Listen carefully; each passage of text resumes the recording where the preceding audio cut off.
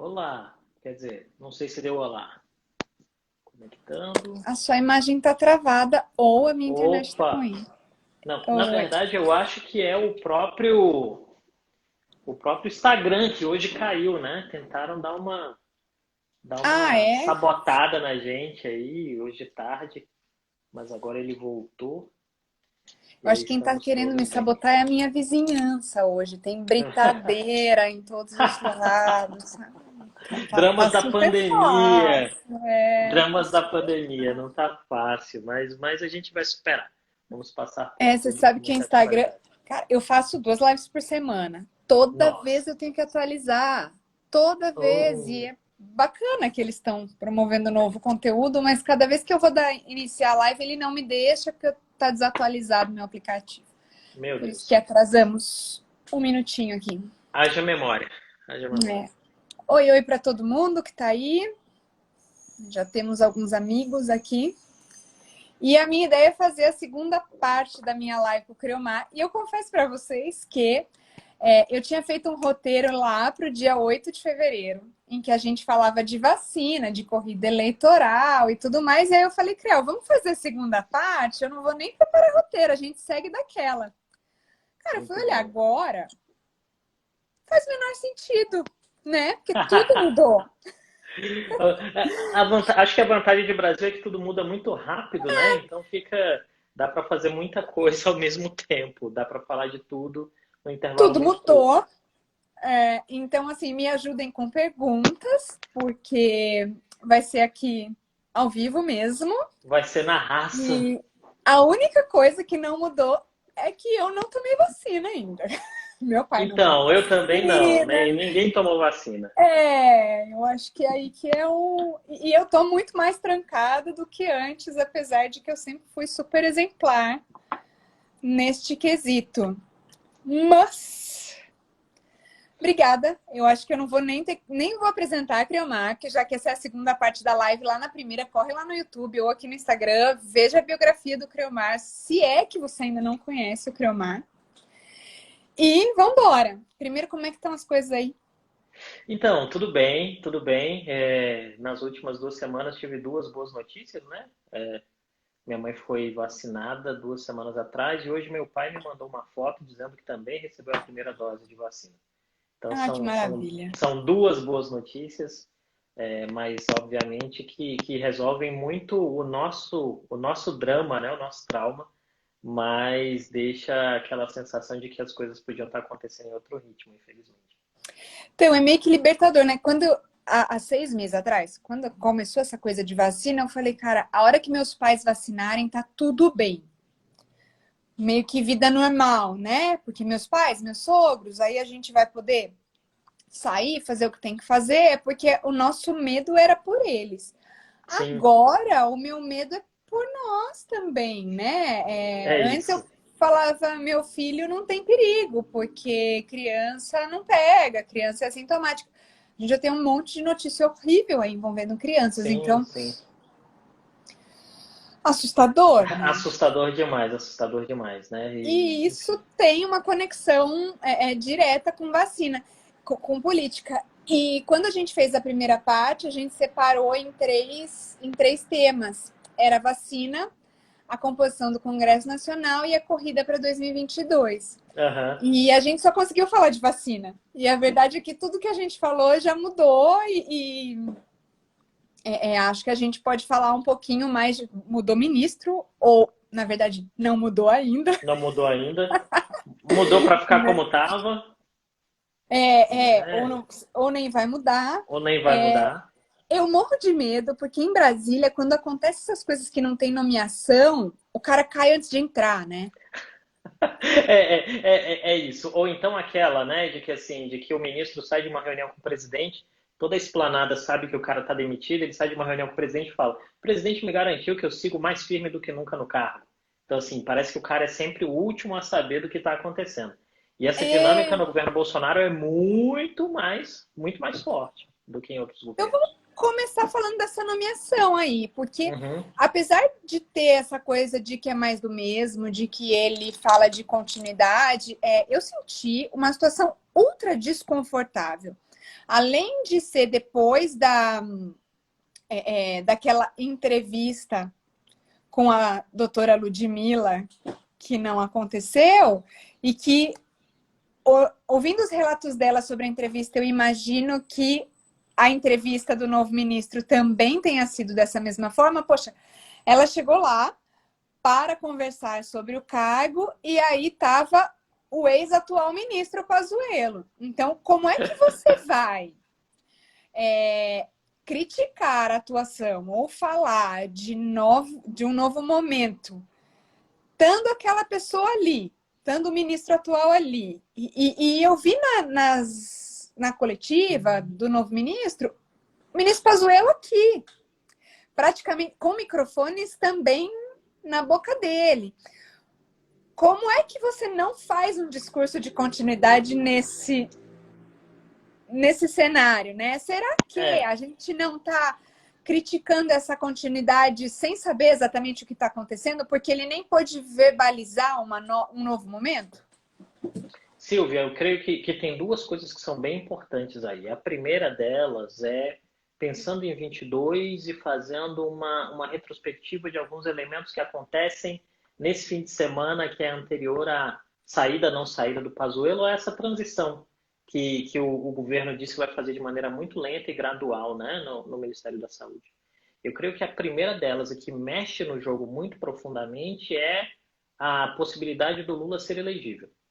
Por dois fatos, né? O primeiro é que a terceira via, o centro, não conseguiu viabilizar nenhum nome agora. E tudo bem que a gente está falando aí de 19 meses até a eleição, mas o fato é, você precisa de um nome que tenha capilaridade e competitividade. E nenhum dos nomes apresentados como terceira via tem isso, até o presente momento. Um outro elemento é que as oposições também não construíram um nome. Então, a gente tem uma característica daquilo que seria um enorme vazio no que é o anti-bolsonarismo, por assim dizer. O Lula vem ao jogo e na hora que ele volta ao jogo, a primeira expectativa, me parece, era que assim, o Lula vai radicalizar, ele vai puxar para o extremo, o que ajuda o Bolsonaro puxa para o outro extremo e acaba a terceira via. Mas o Lula tem feito falas até aqui que não são de puxar para o extremo. O Lula está partindo para ocupar o centro. E à medida que ele ocupa o centro, ele acelerou no Bolsonaro um processo que já era muito evidente, que é o Bolsonaro se tornar refém do personagem. E aqui eu vou explicar isso, tá? Tem o Bolsonaro personagem é o Bolsonaro que ganhou a eleição, né? Arminha, né? Frase de efeito, retórica dura, tal. Esse é o personagem que ganhou a eleição. Isso talvez funcionasse em uma democracia bipartidária. O Trump tentou fazer isso nos Estados Unidos, né? E deu errado com o contexto da pandemia. Numa democracia pluripartidária como a brasileira, isso é muito difícil de funcionar. E aí Bolsonaro tentou construir uma lógica em que, do segundo escalão para baixo, ele seria um presidente normal, fazendo composições com o centro, e no primeiro escalão ele teria essa lógica de que não compõe com ninguém e sobe a narrativa. O problema é que tinha uma pandemia no meio do caminho. Eu vou parafrasear o poeta, né? No meio do caminho tinha uma pandemia, havia uma pandemia no meio do caminho. E a pandemia arrebentou com essa lógica do personagem. Porque não dá para garantir, não dá para manter narrativa em uma situação em que as pessoas estão morrendo. E aí entrou num curso de ação em que o Bolsonaro me parece ter perdido o timing, sabe? Eu creio que a pandemia trouxe a Bolsonaro a oportunidade de talvez ser o maior presidente da história do Brasil, com ações que seriam muito simples. A primeira delas seria manter o Mandetta. Deixa o Mandetta falando com as pessoas, aquilo tranquilizava as pessoas todos os dias. Depois diz, Mandetta, quantos laboratórios de vacina a gente tem que arranjar? Vacina todo mundo. Isso é aumentar a popularidade e dar a ele a possibilidade de vencer a eleição. E por quê? Porque, por exemplo, não funcionou com o Trump? Porque o Trump não teve tempo de vacinar. Né? Ele fez uma PPI gigante para financiar as vacinas, mas as vacinas não ficaram prontas em tempo. Então o calendário deixou para o Biden. Deixou para o Biden. O Biden, muito corretamente, falou: vou vacinar 1 milhão de pessoas por dia, vou vacinar 100 milhões de pessoas nos 100 primeiros dias. E aumentou, na verdade, porque apesar deles não terem uma estrutura de vacinação como a nossa, eles foram muito criativos e estão, por exemplo, usando o Walmart. Eles estão usando a rede do Walmart dos Estados Unidos afora para vacinar. Então você vai no Walmart, ganha o seu shotzinho de vacina e vai para casa, né? No caso do Brasil, o presidente Bolsonaro preferiu investir em escolhas estratégicas que eu considero ruins para o governo, né? Isso quer dizer, minimizou a pandemia, bateu na ideia de conceitos que não tinham comprovação, como essa ideia de imunidade de rebanho, e por aí vai, e isso é a tragédia que a gente tem. Na primeira onda, com todos os problemas, o SUS foi resiliente o suficiente para segurar o SUS e a rede privada, né? Ninguém ficou sem leito, ninguém morreu esperando o leito. E isso fica sendo um recado, me parece, para aquilo que é a importância de discutir saúde pública no futuro, né? Na segunda onda, me parece que não vai ter como segurar. E aí vem um grande dilema. O presidente já estava preso na narrativa do personagem. O cavalo de pau, que foi o que o Arthur Lira propôs com a Ludmila Rajar, era uma manobra arriscada, mas eficaz, porque ele zerava o jogo. Imagina o seguinte, você traz a Ludmila... O quanto que a fala da Ludmila, não sendo ministra, tranquilizou as pessoas por uma tarde. Tranquilizou e entristeceu, né? Porque tranquilizava que as pessoas, meu Deus, ela tem um plano. Porque a sociedade não vê um plano no governo, né? E de outro lado, a tristeza. Não acredito que a gente vai perder essa oportunidade. Ele traz o doutor Queiroga, que é um médico respeitado, mas que, em algum sentido, é muito preso à narrativa. E aí vem um ponto que é importante para quem está assistindo a gente entender. Qual é uma grande característica do governo Bolsonaro em momentos de crise? Narrativa de impacto e apelar para os amigos. A narrativa de impacto é tipo essa que ele soltou hoje do estado de sítio, que rendeu uma ligação do Fux para ele, falando, então, que negócio é esse de estado de sítio? Aí ele disse, não, não é estado de sítio, não. É a lógica do morde-a-sopra. Eu mordo para ver a reação das pessoas, se vem para cima de mim, eu digo que eu não fico, que não é nada disso, que não entenderam o que eu quis dizer. Que causa um cansaço, né, em todo mundo. E, de outro lado, tem a ideia de que eu recorro aos amigos. Então, assim, quem está no ministério, que é o núcleo duro, são os amigos. É o Heleno, o Ramos, o Guedes, né? O Onix. É a turma que ele confia. São os filhos que estão sempre lá nos diálogos. E ele traz o Queiroga porque é alguém que o filho disse, olha, esse aqui a gente pode confiar, ele não vai queimar nosso filme. E aí, para que isso, em algum sentido, dê a ele a tranquilidade de dizer, cara, eu não vou ter um ministro da saúde aqui que vai dizer que eu estou fazendo bobagem. Porque o grande medo é esse. E me parece que todo o plano do governo a gente vai conseguir vacinar a tempo disso não ter um grande impacto nas eleições. Aí tem um problema de logística, né? Que envolve a produção de vacina, a entrega da vacina, a distribuição da vacina e a vacinação. Por E mais agora que a gente tem o problema do kit intubação, né? Ah, não. Isso para não falar das outras questões, né? Para não falar das outras questões, do colapso, de tudo aquilo que tem, de fato, criado enormes dificuldades. E aí me parece, Silvia, que todas as dificuldades que o governo tem, e isso eu digo no My News, né? Posso fazer um jabá para as pessoas lerem minha coluna de quinta-feira? Por favor! Então, gente, me leiam todas as quintas-feiras, coluna no site do My News, tá bom? A gente escreveu uma bem legal ontem até, defendendo minha própria causa aqui. Eu falo isso nas colunas, eu falo isso para os clientes, eu falo isso com os amigos. A mim parece que o maior inimigo do governo é o próprio governo. O presidente cria mais problemas para si do que as oposições. As oposições não criam problema. O primeiro embate que o presidente teve em termos de oposições tem 2 semanas com o Lula livre e falando, né? Então, antes disso, não tinha oposição, ninguém tinha capilaridade para falar alguma coisa que empurrasse, que colocasse Bolsonaro contra a parede. Isso é muito novo.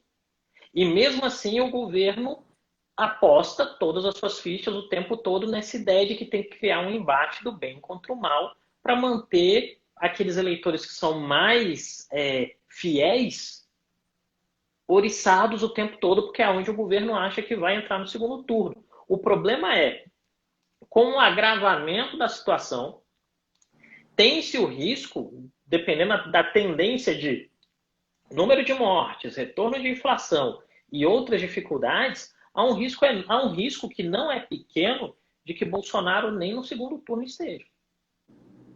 Isso pode acontecer. Vamos falar disso daqui a pouco, porque Vamos, eu sigo isso, você. Falei pra caramba, né? Desculpa. isso meu coração assim acelera, sabe? Porque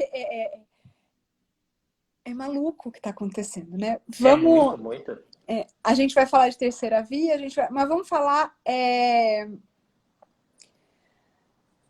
Deixa eu fazer uma pergunta aqui antes que eu Faz a perca. pergunta. Eu Tem uma queria mandar um pergunta. beijo para algumas pessoas que entraram aí. Suel, meu vi que Faz entrou isso. aí. Beijo, Ô, Suel. Su, se Se você quiser quiser entrar bater aqui papo, para você quiser entrar para dividir a tela aqui, dá um maisinho aí que eu te autorizo. Tem essa ferramenta nova, agora a gente pode ter até 4 pessoas. E eu estava, inclusive, conversando com o Creomar, que eu acho que a gente vai começar a fazer assim umas lives surpresas, sabe? A gente live entra e surpresa é fala, bom. quem quiser falar, Agora! abre o microfone, levanta a mão. E aí a gente pode bater uns papos públicos aqui, que pode ser legal. Bem legal. Mas enquanto a Su decide se ela entra ou não sei se ela tem esse compromisso agora, né? Tem uma pergunta do Fábio Lioa Coelho. O Fábio é um dos maiores, se não o maior comercialista do Brasil, e eu tenho uma honra enorme Legal. de estar com ele aqui na nossa live. Ele pergunta: devemos ter quais preocupações com a fala de hoje do Bolsonaro? Vai chegar o momento de o governo tomar uma medida dura? O que é essa medida dura e se ela está só no discurso mesmo? Então, eu creio que tem dois elementos, né? Quando o presidente diz vou fazer uma medida, vou tomar uma medida dura, tem dois elementos. O primeiro é que a medida dura demonstra ou um desconhecimento ou uma vontade de quebrar o quadro constitucional. Olha quem chegou. Agora ficou bom demais, né? Oiê, tudo Oiê, bom? tudo bem? Oiê. Eu entrei Seja num momento bem-vindo. muito arriscado dessa conversa, que é no momento que a Silvia formular uma pergunta e eu nem sei qual é a pergunta. Eu devia ter esperado um pouco. Não, Deixa essa importante é bomba chegar. pro Creomar, Então, aí sigo? Então vamos lá. O que tem? Segue. A fala de vou tomar uma medida dura tem dois componentes, né? Ou você não sabe o que é a Constituição, e aí não sabe, você está cometendo um equívoco de interpretação do texto constitucional, porque o presidente não toma medida dura nenhuma sem consultar o Congresso, ou o presidente tem vontade de realmente passar por cima da Constituição.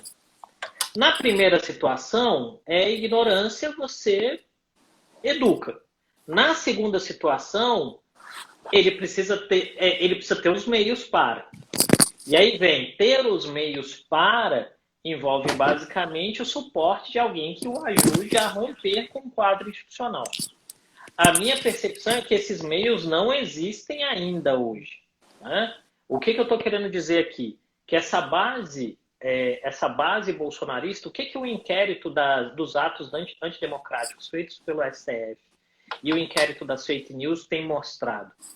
Que os militantes mais radicais do presidente são muito bons em promover barulho, mas o nível de articulação ainda é pequeno. Isso quer dizer o quê? Você usa instrumentos de tecnologia, como os robôs, a replicação de mensagens, e você bate bumbo e cria muito barulho, tá? Mas isso não necessariamente significa capacidade de articulação em termos de pessoas. E aqui eu vou dar quantitativos. Na Paulista, nas manifestações que aconteceram contra o lockdown, na Paulista, por exemplo, tinham 300 pessoas. Isso, em termos de São Paulo, não é nada. Em Brasília, tinham 150 pessoas. Algumas delas foram até presas pela Polícia Militar do Distrito Federal. Né? Então, assim, isso em termos de pessoas é muito pouco.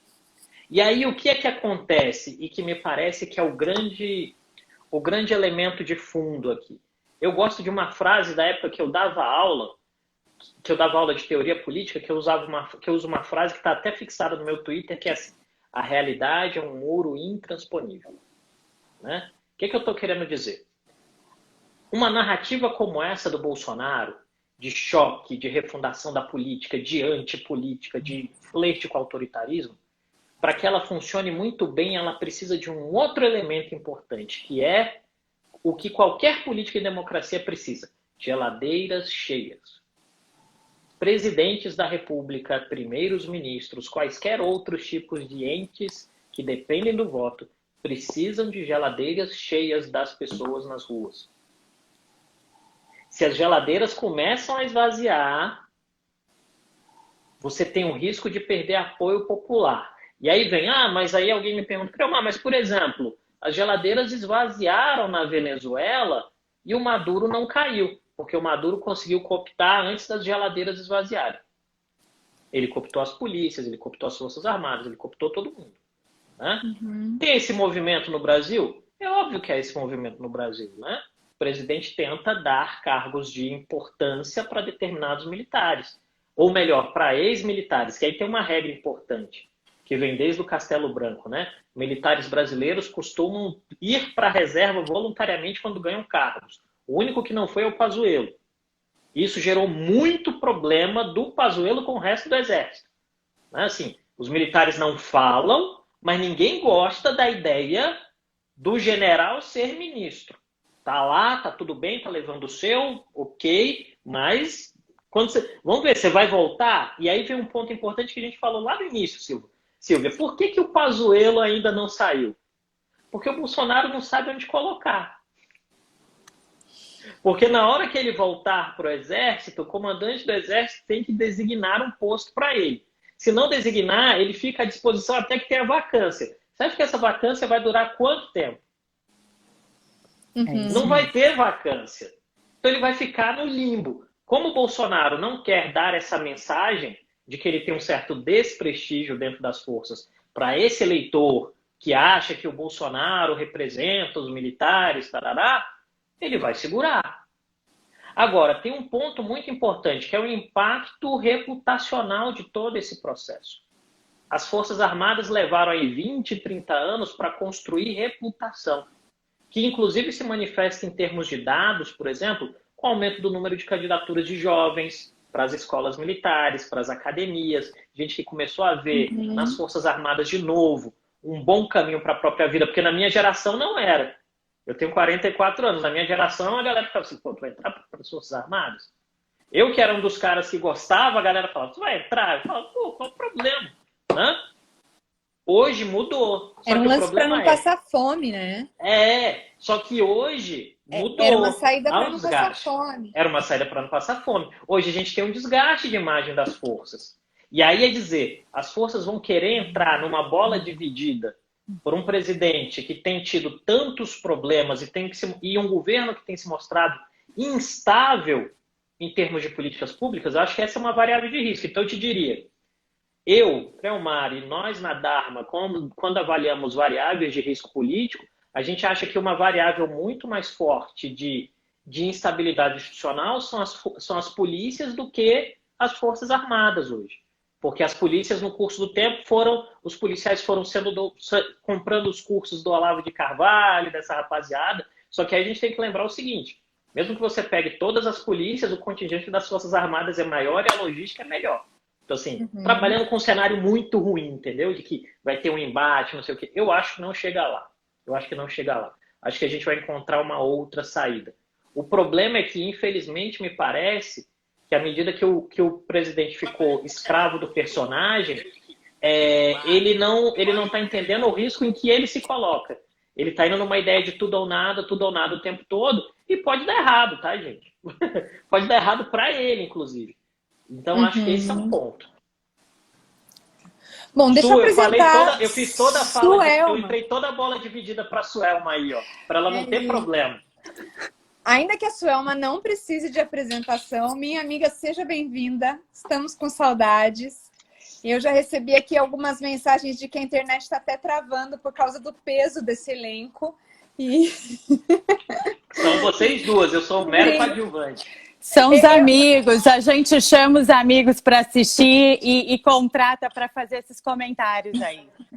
Ué, mas quem tem amigo tem tudo, né, gente? Então, isso. Se não fossem os amigos, vocês não estariam aqui também, então tá tudo ótimo. Su, na verdade, a gente estava falando dessa questão desse posicionamento que o Bolsonaro falou de que poderia chegar um momento em que o governo teria que tomar medidas duras. Mas eu queria voltar à questão eleitoral, vamos falar. O Creomar começou a live falando que não teria uma terceira via e que o Lula estava se posicionando no centro. bem no centro. A gente viu isso claramente, o Lula já se comunicou com o Biden, já está fazendo alianças externas. É bem interessante esse movimento que ele está fazendo. Mas eu queria voltar um pouco antes desse posicionamento do Lula e falar de centro para falar do centrão. Logo que teve a decisão do Fachin, o Lira veio se posicionar com relação ao Lula. E o Lira, que era o candidato do Bolsonaro, disse que tinha sido uma excelente decisão, principalmente quando se tratava do Lula e não do Moro. Quer dizer, ele já se posicionou, de certa forma, do lado do Lula. E era o primeiro aliado do Bolsonaro. Então, assim, na nossa parte 1 da live, lá em 8 de fevereiro, uma das minhas perguntas foi quanto tempo duraria essa fidelidade do Lula ao Bolsonaro? E aí, menos de um mês e pouquinho depois, acontece isso.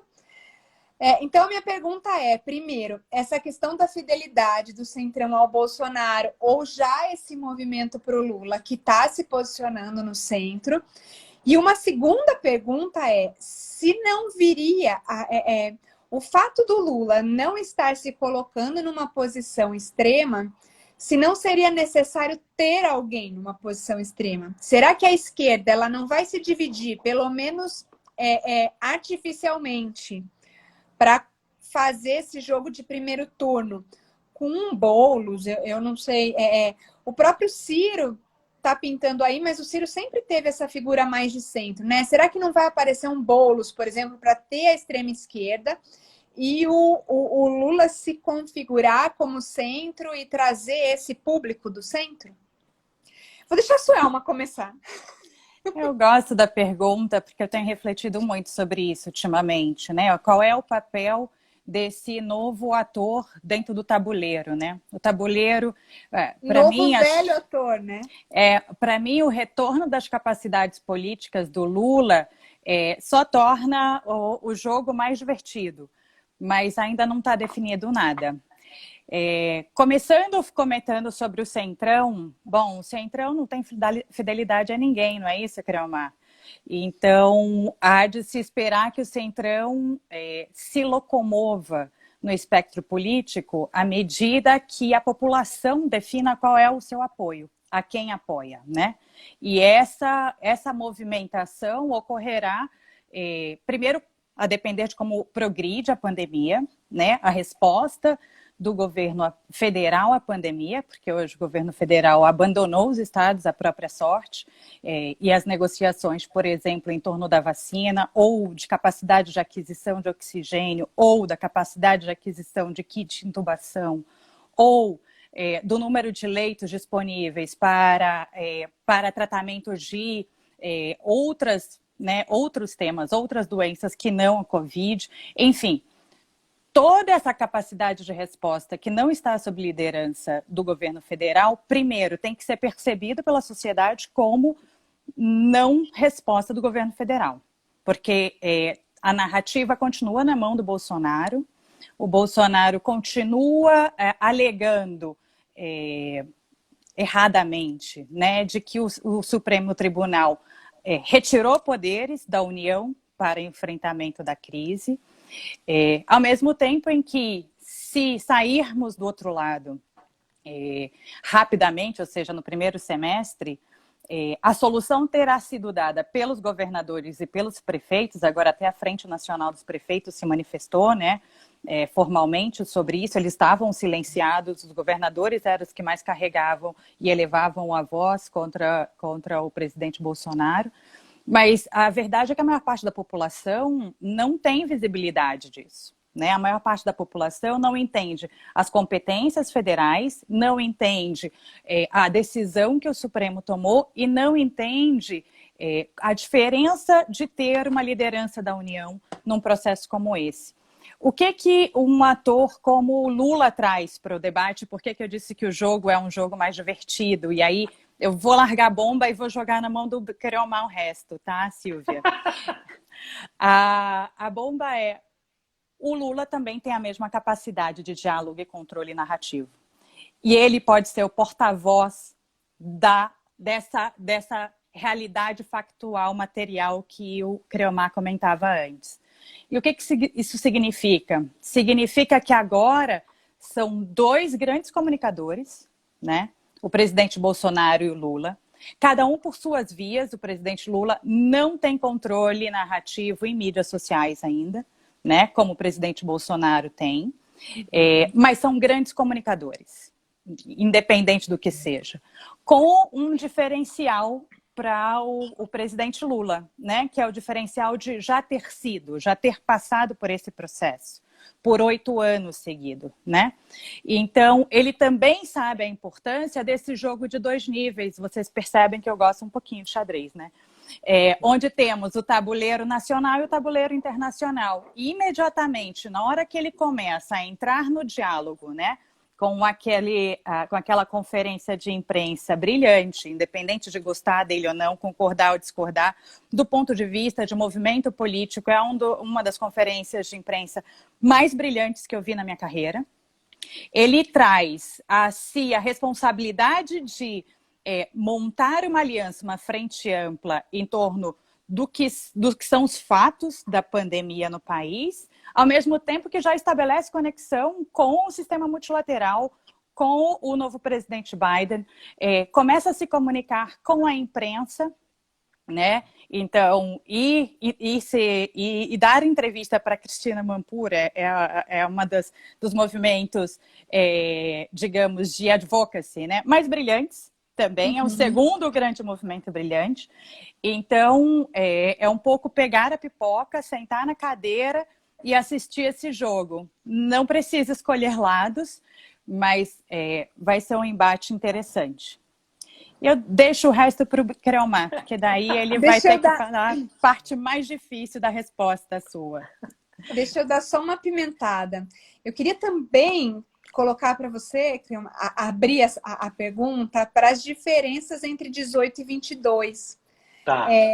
Porque para mim são eleições absolutamente diferentes do ponto de vista do eleitorado, né? A gente tem que tirar, tem que sair da nossa cadeira aqui e olhar quem é que elege efetivamente. Então a gente tinha em 18 uma busca pelo antipolítico, né?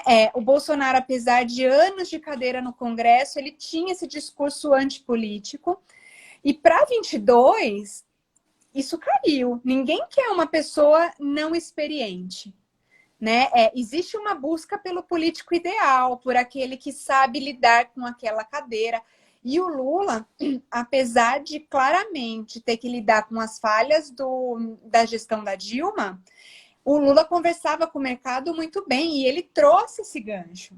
Ele trouxe essa questão econômica que talvez o Bolsonaro com o Paulo Guedes não tenham conseguido envelopar, apesar do discurso todo, né? Então, assim, são eleições completamente diferentes.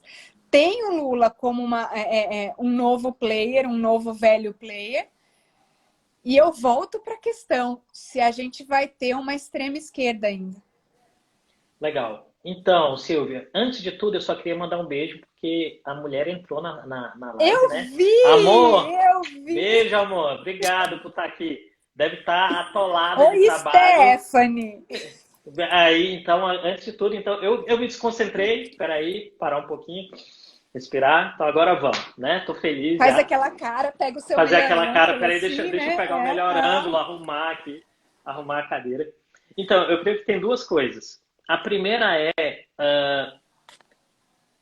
a Suelma fez um diagnóstico que eu só diria... Ah, ela mandou oi. Que eu diria assim, é perfeito da situação, é perfeito. E aí tem as pimentas que vão sendo colocadas, né? A maior delas é que Bolsonaro, ao ser eleito, vamos falar de 2018, Bolsonaro foi eleito com a ideia de ser antissistema, antipolítico. E ele construiu um personagem em cima disso. Ele tem tentado trabalhar numa ideia, vou usar aqui a expressão da Suelma, dos 2 níveis, né? Segundo escalão, o que ninguém está vendo, ele trabalha como um presidente normal. Distribui cargo, distribui verba, isso nunca parou de acontecer, né? E no primeiro escalão, ele não põe o pessoal na foto, né? Não coloca o pessoal na foto e vai, a partir daí, trabalhando a ideia de que ele é antipolítico. O problema é que a própria situação da pandemia colocou o Brasil dentro de uma tempestade perfeita. Então, nós temos hoje crise política, crise de representação, crise econômica, crise sanitária, crise de governança. O Estado brasileiro entrou em curto-circuito, né? Poucas estruturas de fato funcionam. E isso abriu espaço, isso está abrindo uma janela de espaço que eu não sei dizer, porque seria exercício de futurologia, eu não sei dizer se o Lula conseguirá ocupar essa janela, que é do sistema criar uma grande coalizão anti-Bolsonaro. E aqui eu vou me lembrar, a Suelma vai lembrar disso melhor do que eu, né? Que é o que aconteceu, por exemplo, na França, quando a primeira vez que um candidato de extrema-direita chegou num segundo turno contra um candidato de direita. Todo mundo votou no candidato de direita, não importava quem era o cara. A ideia era que a extrema-direita não ganhasse a eleição. E Bolsonaro está construindo um curso de ação em que ele tem cada vez mais o apoio daquele núcleo eleitoral, que a gente não sabe se são 18% ou se são 30%, é tudo especulação, gente, porque eleição é fotografia de um momento muito exato do tempo. E eu acho que várias das pesquisas têm problema de métrica. Então a gente não sabe ao certo qual é esse pedaço do eleitorado que o Bolsonaro tem. A gente sabe que ele faz barulho. Barulho ele faz. O tamanho a gente não sabe. Vai saber no dia da urna, né? E tem o resto das pessoas que não entendem o que está acontecendo. E aí vem um ponto importante para aqueles que acham que a polarização é um problema. E que é um problema causado pelo eleitor. A polarização, se for um problema, é um problema resultante dos políticos que não querem polarizar e são incompetentes em construir discurso. São incompetentes em entender os sofrimentos das pessoas, são incompetentes em falar com os mais pobres, são incompetentes em dizerem aquilo que querem. E nisso aí você pode colocar o Ciro, o Mandetta, você pode colocar todo mundo, tá? Pode colocar todo mundo que você quiser. Tem dois caras que conseguem falar com grandes pedaços da sociedade. Um é o presidente Bolsonaro, o outro é o ex-presidente Lula. E da forma como a situação se processa, há hoje uma tendência muito forte de que a eleição se decida entre esses dois. Com uma diferença que é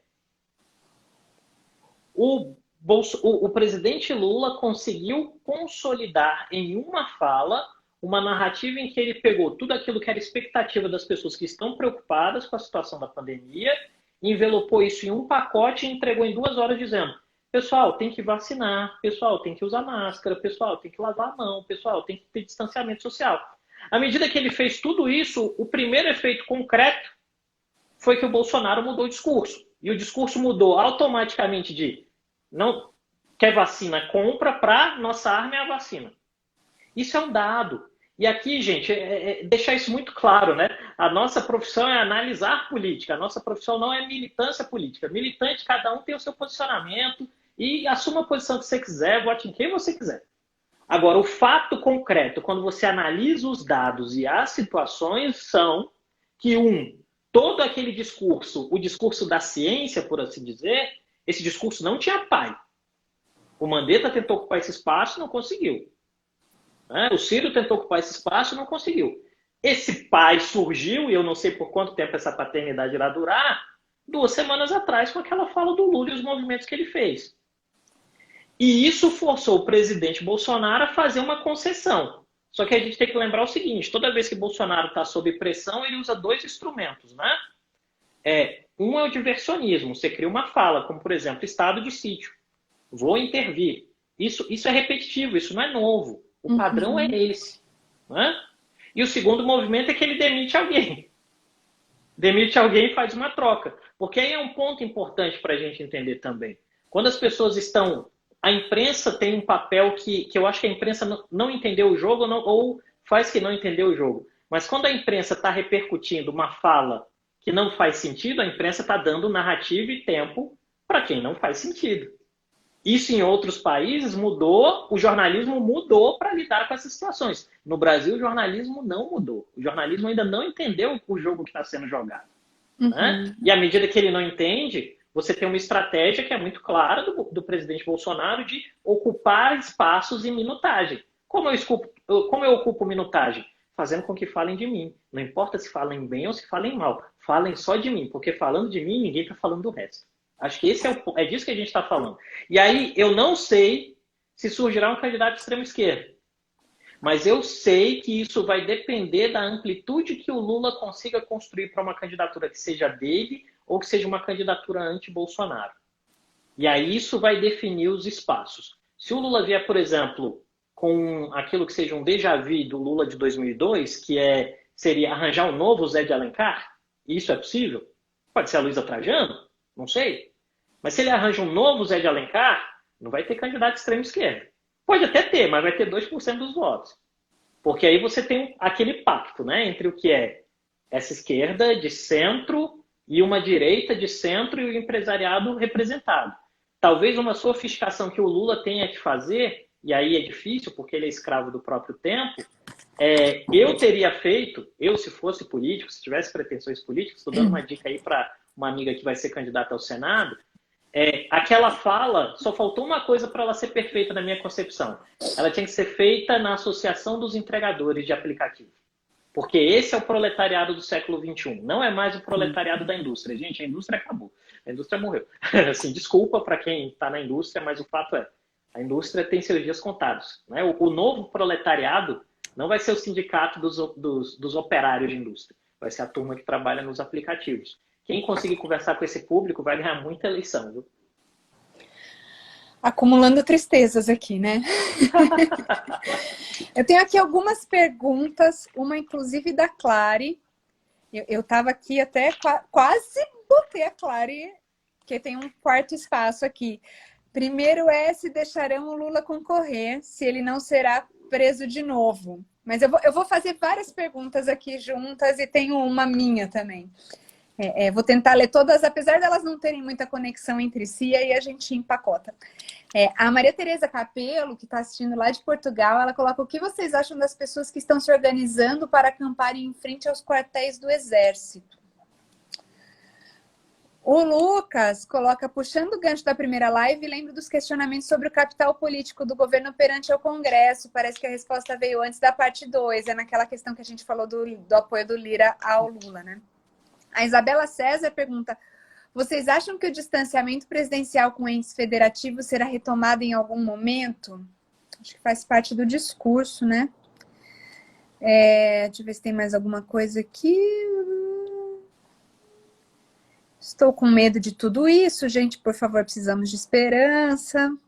Eu queria deixar claro que nenhum de nós três tem posicionamento para nenhum desses dois lados, tá? A gente trabalha com política, a gente não somos políticos e não podemos nos posicionar porque isso iria contra o nosso trabalho.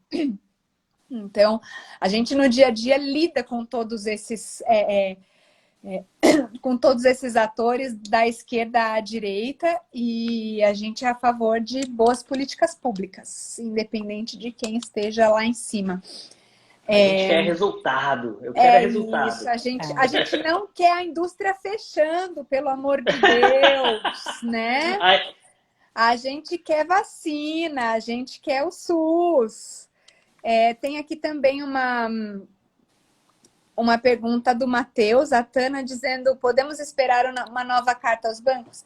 E aí, juntando todas essas perguntas, eu tenho duas. Meu Deus do céu. Talvez não se conectem muito, mas são as minhas principais.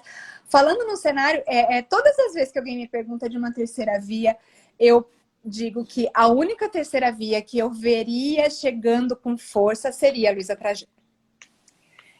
Eu acho que ela é a única que... eu acho que todas as outras terceiras vias perderam o timing. E ela seria uma terceira via que ainda conseguiria surgir, apesar de eu achar que ela não tem nenhuma pretensão, ela não quer. Eu, no lugar dela, também não quereria.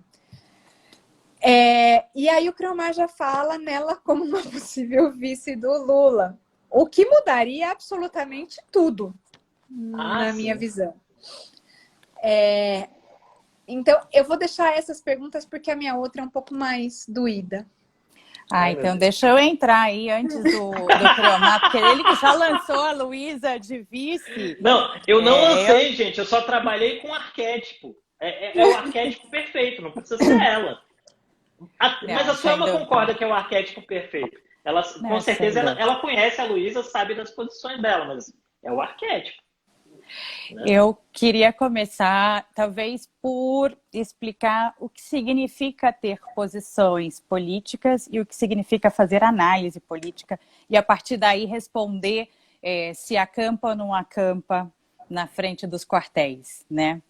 É papel do cidadão fazer política, né? Como cidadão, cada um de nós deveríamos ser atores políticos, não só no exercício do nosso direito ao voto, mas também na participação sobre as políticas públicas que estão em discussão, né?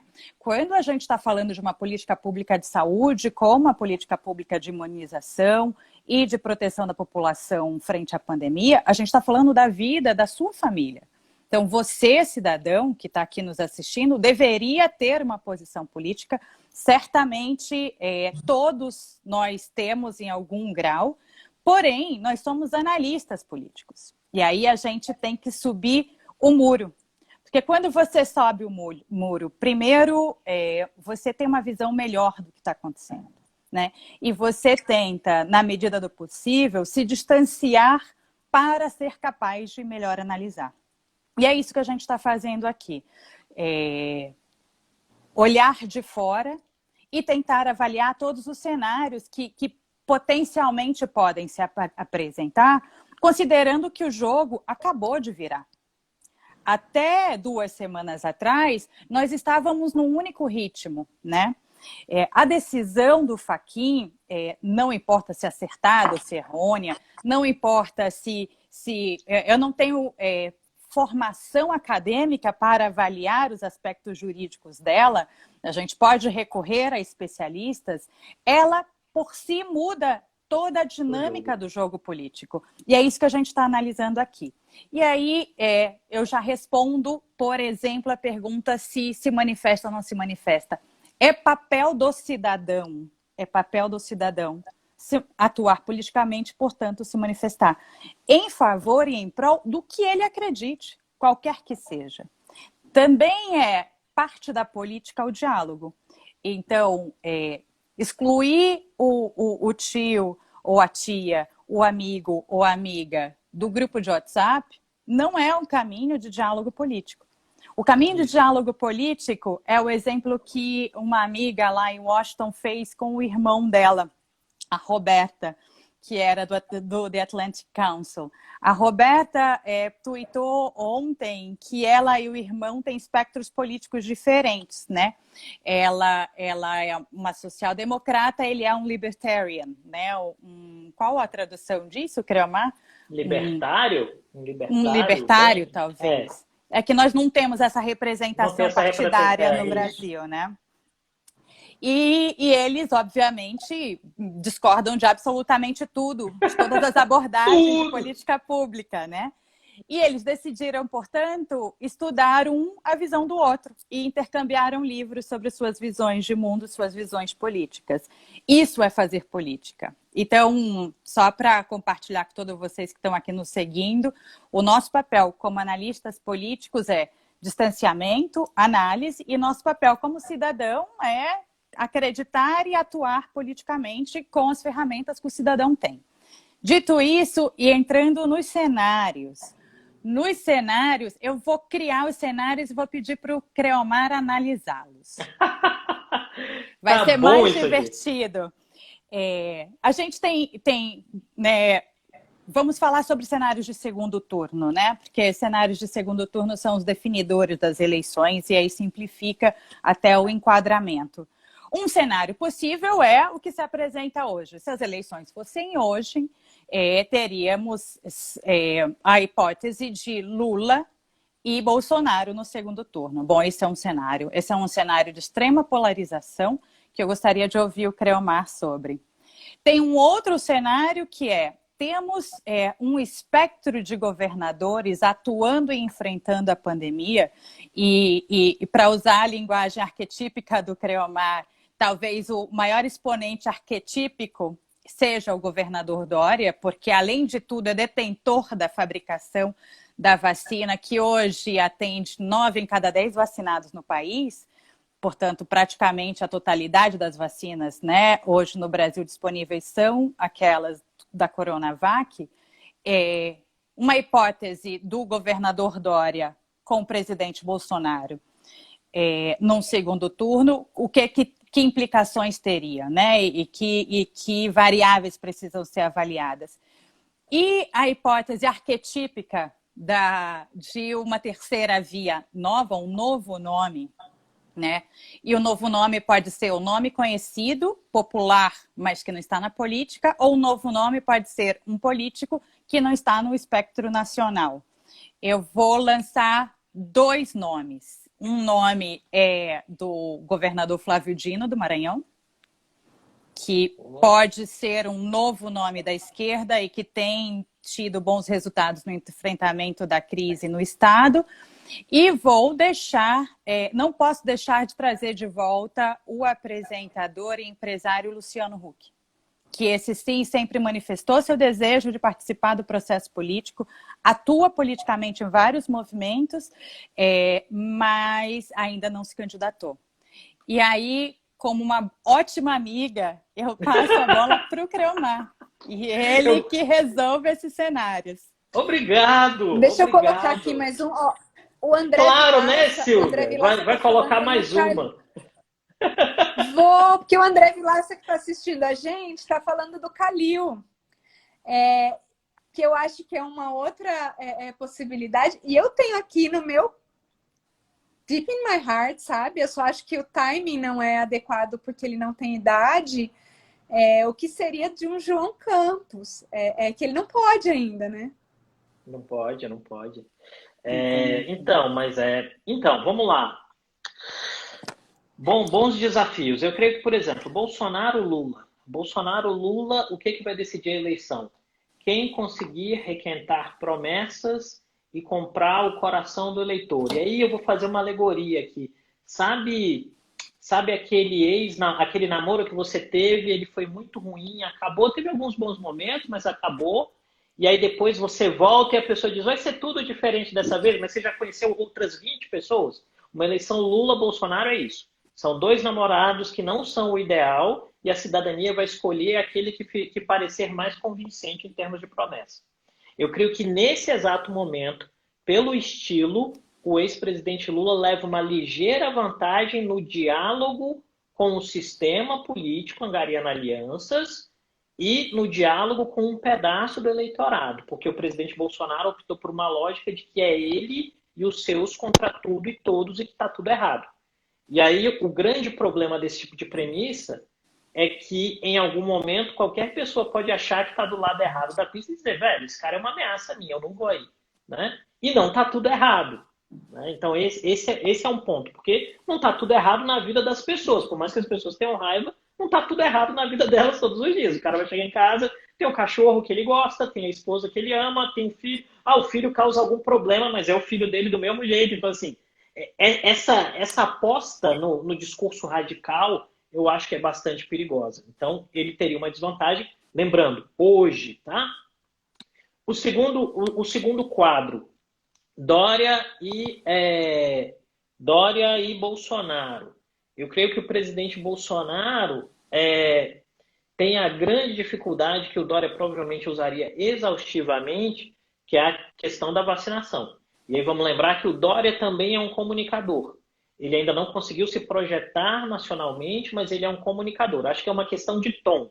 O Dória acertou o tom quando foi candidato a prefeito de São Paulo, ele acertou o tom quando foi candidato ao governo. Eu acho que ele ainda não encontrou o tom da candidatura presidencial. Não sei se encontrará.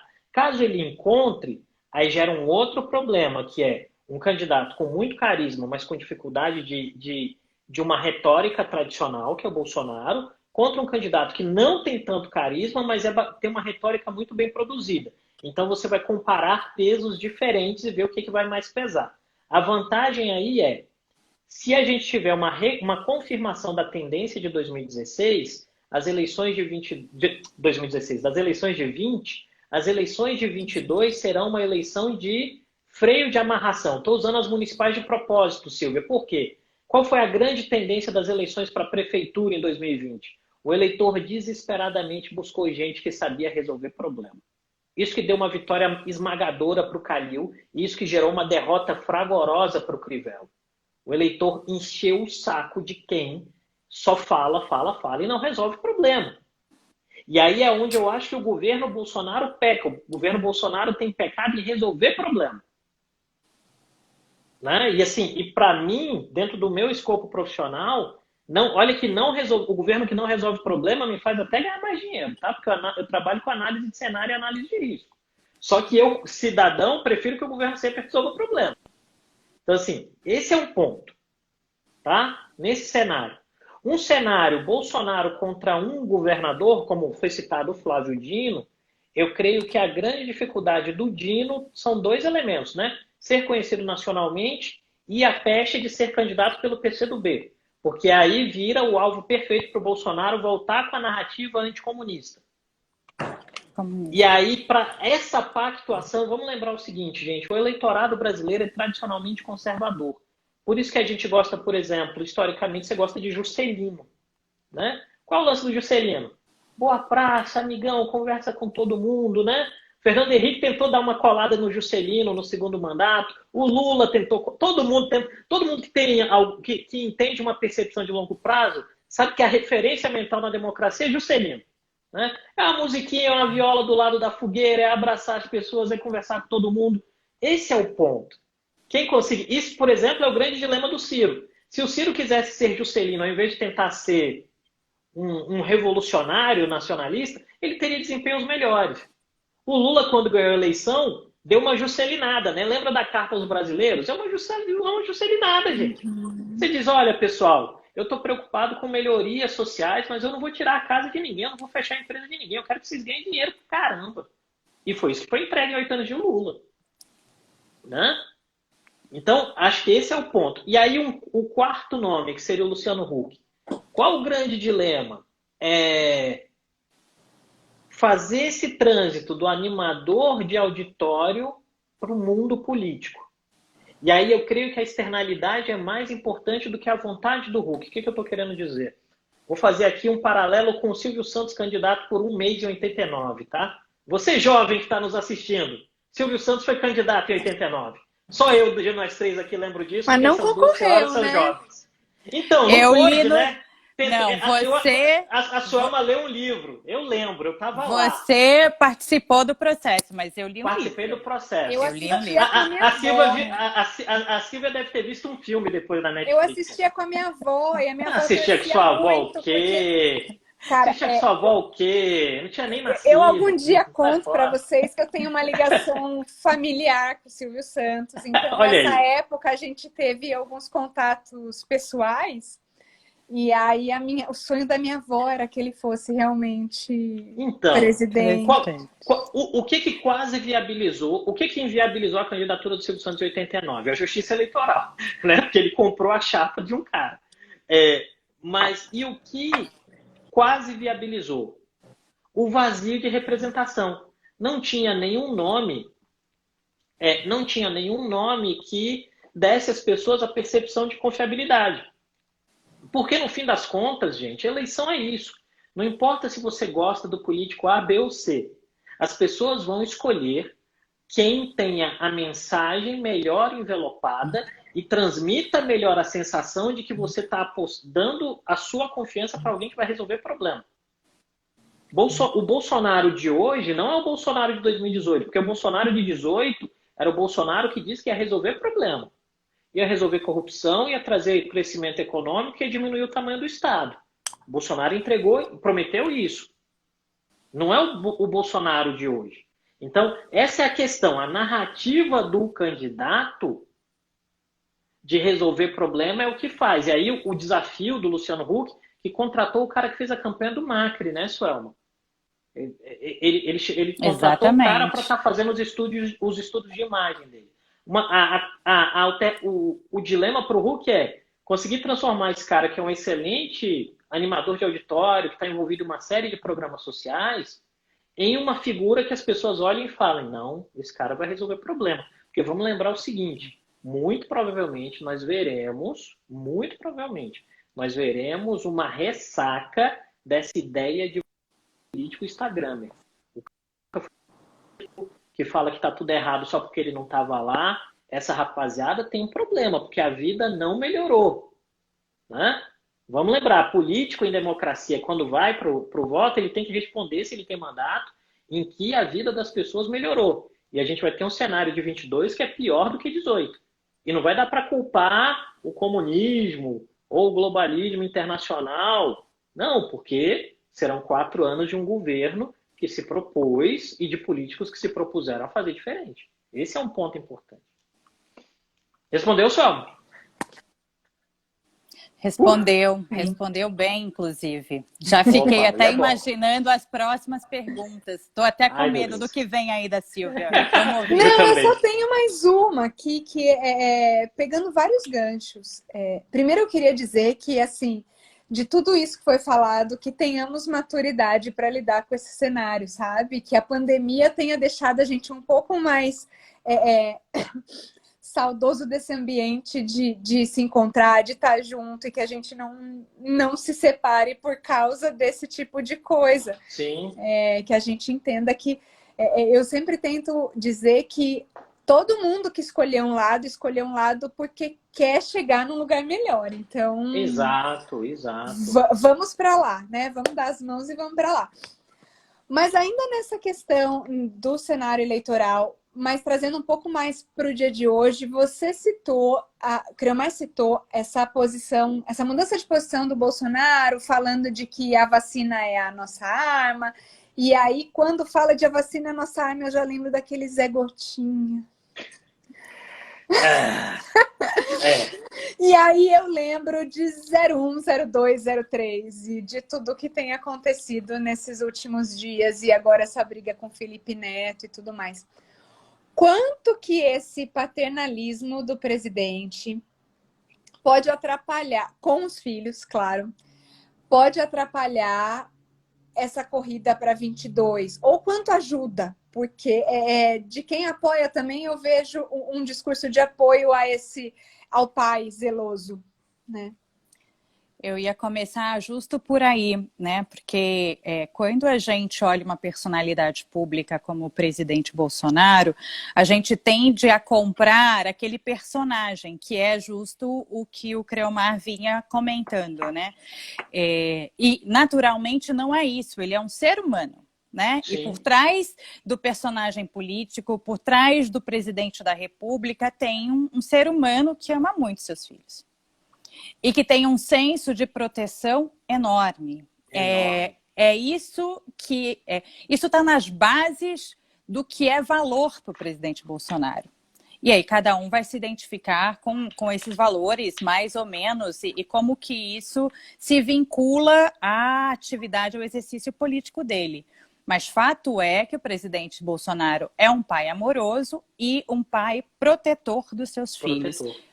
Qual é a implicação disso? A implicação disso é que ele fará qualquer coisa para proteger os filhos.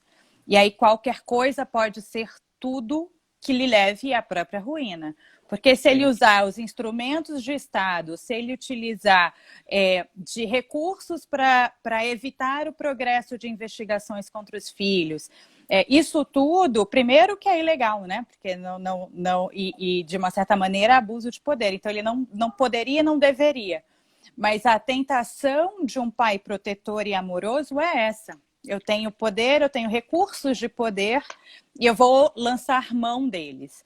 Então, esse é um risco e o presidente precisa estar atento a esse risco, não só para implicações imediatas, né, do ponto de vista de avançar ou não processos desses inúmeros pedidos de impeachment que estão dentro do Congresso, como as implicações para ele no processo das eleições de 2022, inclusive responsabilizações futuras. Né? Independente dos resultados pós-2022. Então, ele precisa observar isso, né? E se alguém aqui estiver nos ouvindo, por favor, transmita ao presidente nossa preocupação.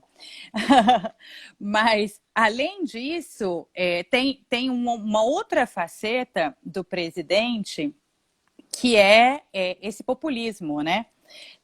Muitas pessoas não percebem o populismo nele por causa do discurso extremista. Esse discurso de extremista, ele é um discurso populista.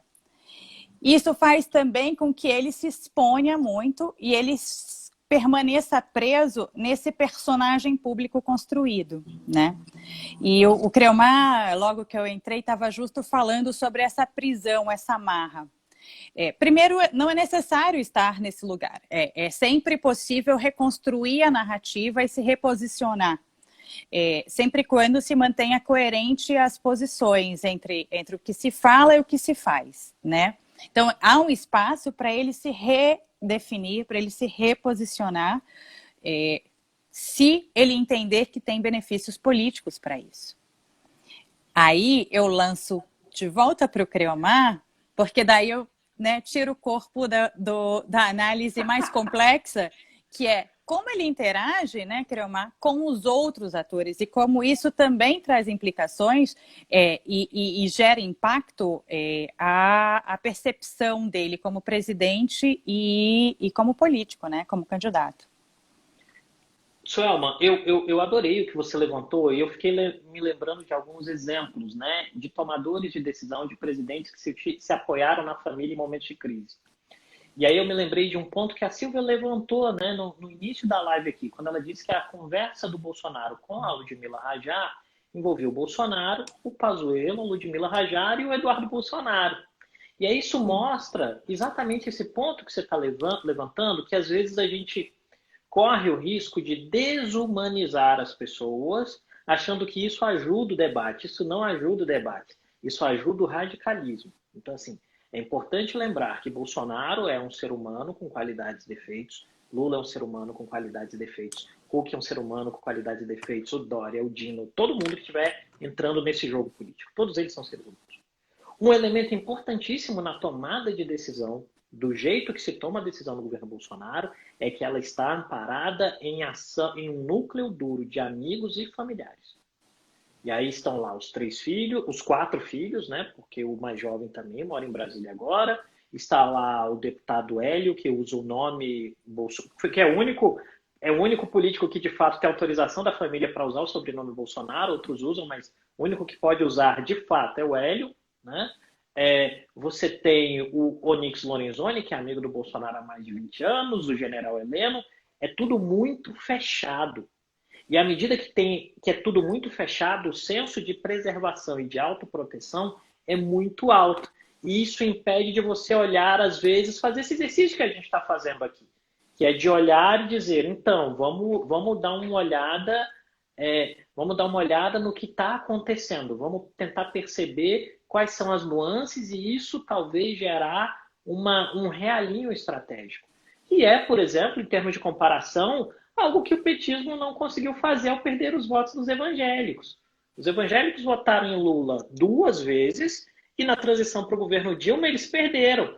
Por quê? Porque foi feita uma leitura equivocada, foi feita uma leitura de que os discursos de identidade, ou sei lá como a gente queira chamar, seriam mais importantes do que o eleitorado evangélico. E não é. Né? E o petismo perdeu essa ponte. Hoje, um dos grandes esforços do ex-presidente Lula é de tentar ter diálogo com as lideranças evangélicas. Então, isso é muito importante de ser considerado. E me parece que a grande fortuna e possivelmente aquilo que possa ser a ruína do presidente Bolsonaro está vinculado a isso. Da mesma forma que para os seus apoiadores esse vínculo familiar transmite a ideia de um homem comum, um homem do povo exercendo o poder, um homem que está preocupado com o destino dos seus filhos exercendo o poder, né? De outro lado, isso pode gerar complicações que levem a atritos com outras lideranças, que é o caso do novo ministro da Saúde, é uma indicação do seu filho. E aí vem, para aqueles que têm filhos aqui, você vai ficar com uma indicação do seu filho ou você vai ficar com uma indicação de um colega de trabalho? Eles vão pegar a indicação do filho, pô. Vai perder o filho? Se é o pai que quer os filhos perto, ele não vai perder a indicação do filho. E ele aposta na indicação do filho, que é o Marcelo Queiroga. E aí, essa dificuldade, essa transição é o grande dilema. Porque isso pode dar muito certo, Queiroga pode vir resolver todo o problema, e pode dar muito errado. E se der muito errado, quem perde é o presidente Bolsonaro. E aí, só para lembrar, assista um filme chamado 13 Dias que Abalaram o Mundo. É um filme sobre uma quase guerra nuclear entre Estados Unidos e a União Soviética. Você vai ver que o presidente dos Estados Unidos, que é o John Kennedy, que é um ícone dos progressistas americanos, Na hora que ele viu que não tinha o que fazer, ele recorreu ao irmão. E o irmão estava lá na mesa ajudando, blindando e protegendo. Então é natural que as pessoas recorram à família também.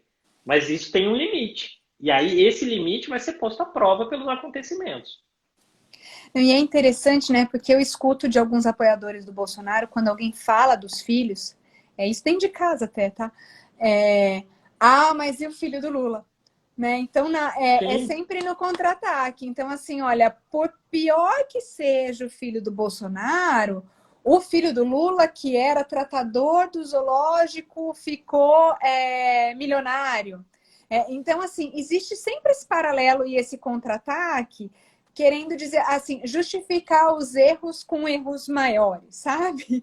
Então, eu tenho essa sensação realmente da ruína, mas também de que pode ser aquilo que salve, né? É bem complexo isso. Deixa eu ver, tem alguns comentários aqui. Gente, eu não vou ler todos, tá? A gente já passou muito, assim, ó, dá 1 hora. Bom é que o Instagram não derruba mais a gente, mas... Aí, que maravilha! O Tiago, Patrick, ele coloca que acha interessante esse cenário do eleitor em busca de solução.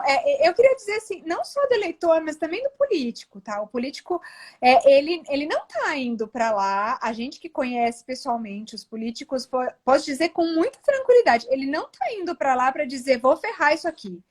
Ele quer fazer a diferença, ainda que ele vá levar uma vantagem ou outra e ele consegue visualizar as vantagens, mas ele quer, por vaidade ou por qualquer outro motivo, ele quer fazer a diferença também. Então, quer ser o portador de boas notícias, não é nenhum político. Isso, todo mundo quer deixar sua marca na história, pro bem. Tem um primarismo, né, das pessoas acharem que algum político se satisfaz em ser o portador de más notícias. Todo político quer ser o portador de boas notícias. Só que eles vão fazer escolhas ruins. Faz parte, do jogo, infelizmente. É isso. Aliás, eu queria dizer... Talvez seja mais, né? Seja o fato de que a gestão pública, ela é particular, ela tem seus mecanismos, ela tem suas ferramentas, e não é chegando lá e sentando na cadeira que você necessariamente sabe como funciona. Eu fui 10 anos servidora pública federal e hoje estou no setor privado. São mundos completamente diferentes, um mecanismo de gestão é completamente diferente, e acreditar que um universo e outro são intercambiáveis não é verdadeiro. Então, sentar um político numa posição de tomada de decisão não significa nem que ele esteja preparado, nem que ele seja uma pessoa, nem que ele seja competente ou incompetente. Significa que ele vai precisar descobrir quais são os mecanismos para gerir aquele assento, aquele lugar onde ele assumiu. Então, independente dele ter ou não ter competências técnicas, né? Porque talvez um outro mito que é muito recorrente entre pessoas, né, que não têm esse convívio que nós três temos, é de que precisa ser um ministro técnico. Não precisa ser um ministro técnico. Se o ministro souber empoderar as pessoas corretas para tomar decisões com base em evidência.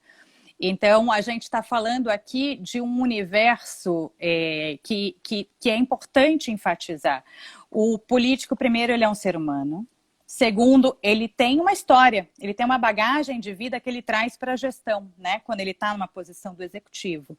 Então, essa bagagem de vida, claro que contribui. No entanto, o papel dele é de articulador. Sentar no lugar de um ministro é o de articulador de recursos, é de implementador de programas, é principalmente de porta-voz de uma narrativa.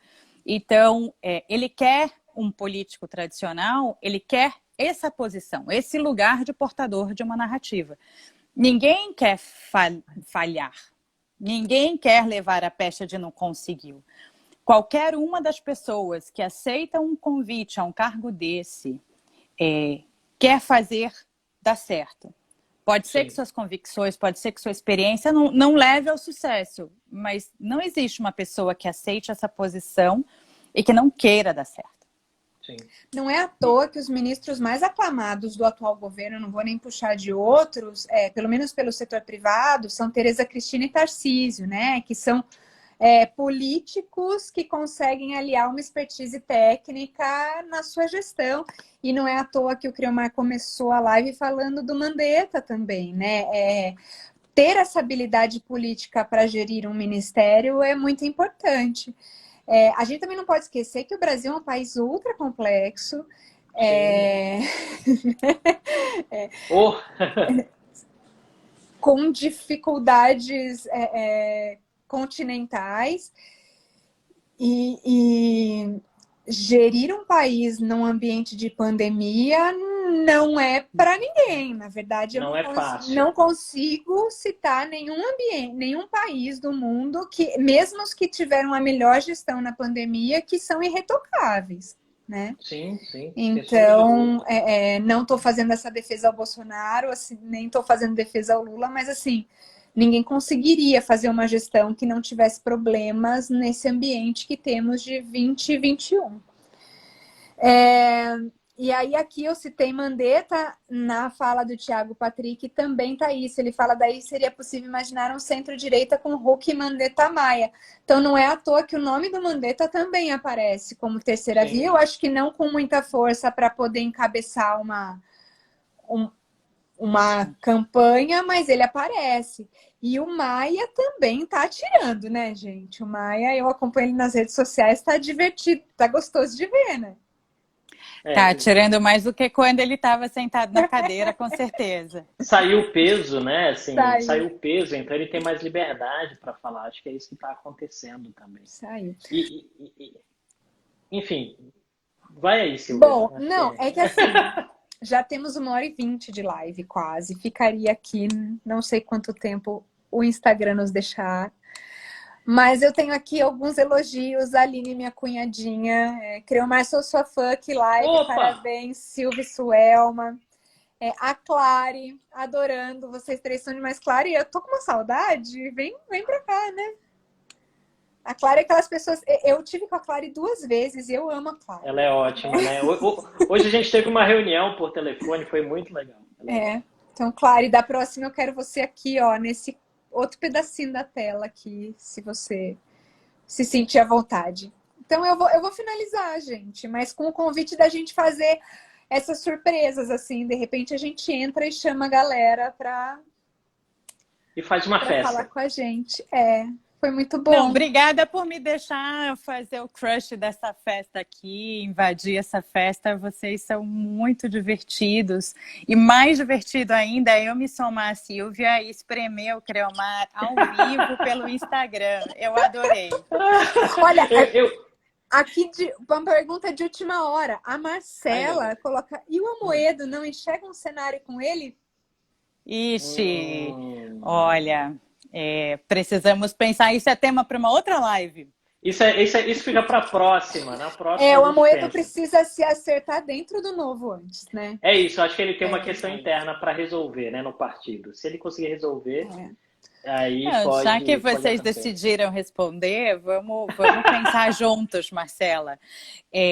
Pensa que o Novo é um partido que foi construído sob a liderança da Amoedo, com a participação de muitas pessoas que acreditavam que não estavam representadas pelos partidos que estavam ali, mas não tinha ninguém mandatário, né? E aí, depois que você passa um primeiro ciclo com algumas pessoas mandatárias e o líder do partido sem mandato, você começa a ter conflitos entre o que são os valores essenciais, né, o que são as propostas iniciais do partido do que a realidade. Né? Um dos desafios do partido hoje, por exemplo, é não reeleição. Bom, não reeleição para um cargo de executivo talvez até faça sentido. Para o legislativo, não.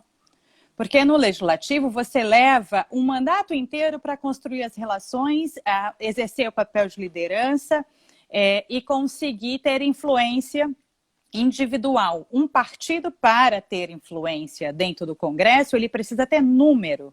Né? E aí ele começa a ter chance de concorrer à presidência da Câmara, à presidência do Senado, a liderar comissões. Então, o Novo acabou de aprender isso. E terá que tomar uma decisão sobre se os deputados, ora mandatários, poderão ou não concorrer ao novo cargo em 2022. Sendo que seria o único processo natural de amadurecimento do partido. Então, o Amoedo não ser a questão central, ele ser ou não ser candidato, ele estar ou não estar num cenário de segundo turno, depende, na verdade, da curva de aprendizado do partido e do grau de maturação que o partido tenha. Então, nesse momento, o Amoedo não entra em nenhum cenário porque ele não é um ator que a gente consiga observar como factível para um segundo turno presidencial. Não sei, Concordo. Não, concordo em gênero, número e grau.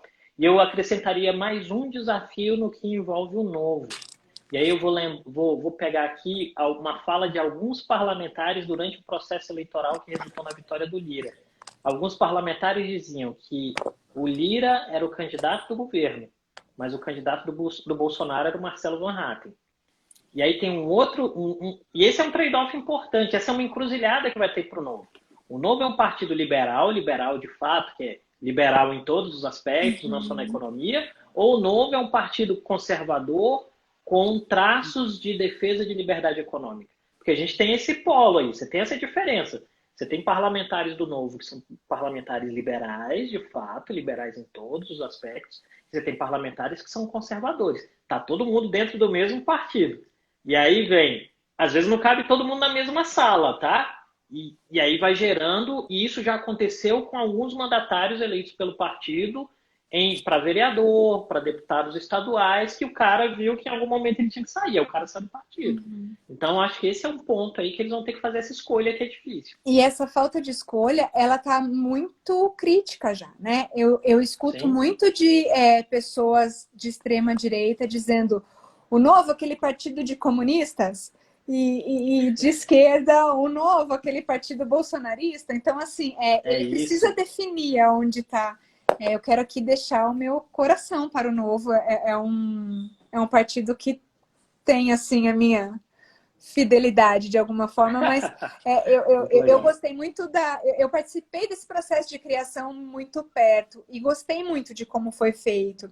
A questão do fundo eleitoral, como eles se posicionam com relação ao fundo eleitoral, isso me representa de alguma forma e eu acho que deveria ser seguido por vários outros partidos.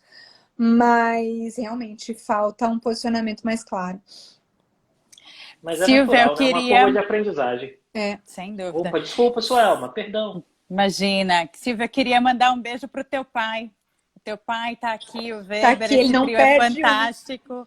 E legal. Eu também sou super fã dele. Beijão, Weber. E hoje ele tá em função dupla. Ele levou Tavinho pra Jundiaí. Opa. Por isso que eu tô aqui, ó, 1h25 fazendo live, tá tudo... Esse é o momento de ressuscitar a hashtag, né? Doguinho pro Tavinho. Acho que isso é importante, esse é o momento. Hoje né? Tavinho já volta com o cachorro. E Vale Night em isolamento significa Netflix. Altas dicas de série. Muito bom, eu vou correr daqui a pouco, absolutamente isolada, eu vou poder fazer coisas que eu não faço há muito tempo, graças a Papis. Então, Papis, um beijo. Beijo, Papis, por proporcionar a live. Eu também queria pedir um espacinho para mandar um feliz aniversário para o meu sobrinho, Fabinho, que é um grande analista político aos 14 anos. Já está traçando o caminho, adora, e está por aí em algum lugar que ele me mandou mensagem. Feliz aniversário, Fabinho. Siga aí na análise política. Parabéns, Fabinho. Parabéns, Fabinho. Vem trabalhar com a gente na DA. Fabinho está convidado a dar opiniões na nossa próxima live. Por aqui, favor. Ó, entrar no outro quadradinho, que agora o Instagram deixa até quadro. Gente, eu tô amando isso. Eu não preciso mais fazer lá no Zoom e projetar. E não precisa de uma burocracia, né? Sem contar que... Opa, beijo pra sua Mames. Mames. Beijo. Que Mames estava aí.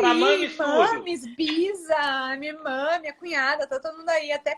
Eu só não sei se o Tavinho tá assistindo, eu acho melhor não, porque quando ele vê, ele tem uma crise, né? Então, ou eu espero que ele tenha uma crise de saudades.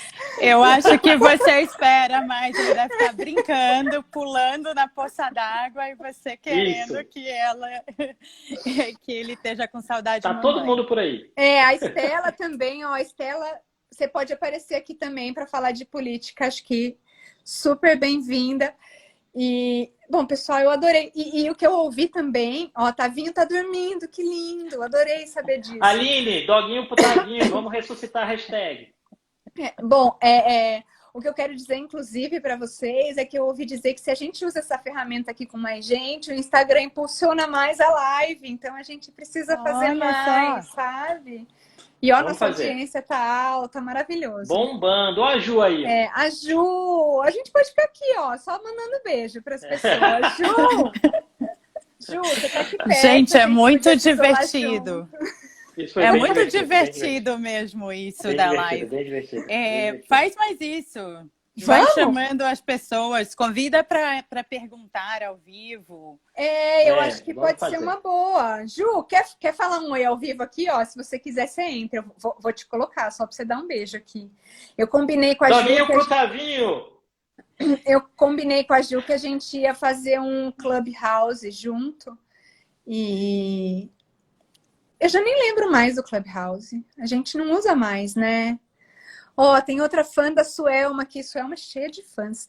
Aliás, eu tô aqui com 2 celebridades, né?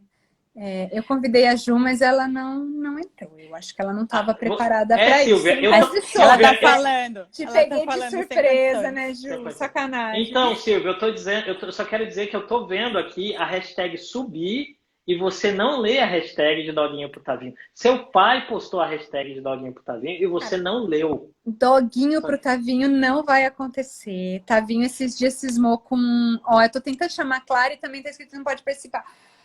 Tavinho cismou com um porquinho da Índia. E aí quase que eu herdei Fusquinha do Bernardo. O Bernardo falou... Tô mandando. Não. Claro, porque o Bernardo queria mandar o Fusquinha para ir por amor ao Tavinho, não para se livrar do Fusquinha, exatamente, né? Tá fácil. Bernardo Silva, coisa feia. Bernardo, muito legal. É isso. Era amor ao Tavinho. Bernardo, isso aí, Bernardo. Só mandar um beijo aqui para Cândida.